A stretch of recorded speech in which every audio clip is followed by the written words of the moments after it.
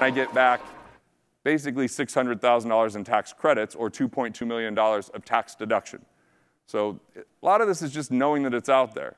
The wealthiest people all know about this because when I was 22 years old, I went into a family office in New York City, and I had this eye-opening experience.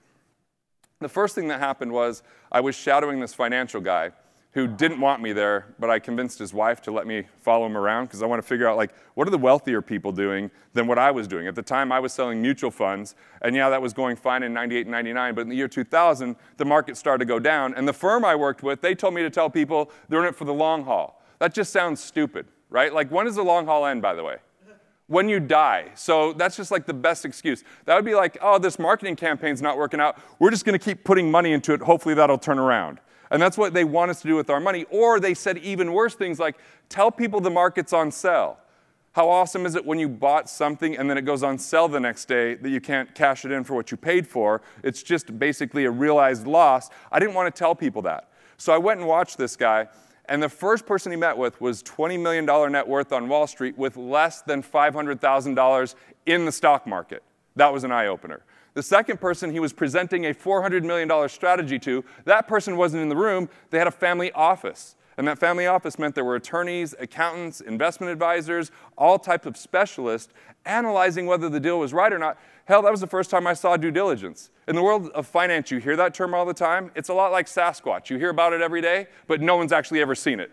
You know what I'm saying? And I was like, it opened my eyes, and I was like, wow, this is crazy. The first job of a family office is to save tax. Why? Because it's a guaranteed return.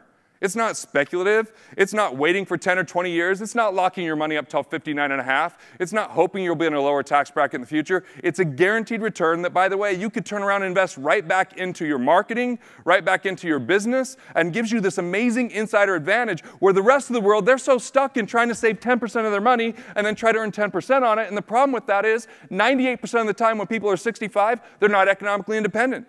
You want to kick ass in business, here's the key. Get your assets to produce enough cash flow to cover your lifestyle expenses. Not like an elaborate life, but just a life that you go, I know everything's handled. Now, every single active dollar you earn can go into growing your business, and that'll give you a 10 times advantage over everyone else that's addicted to their active income covering their life.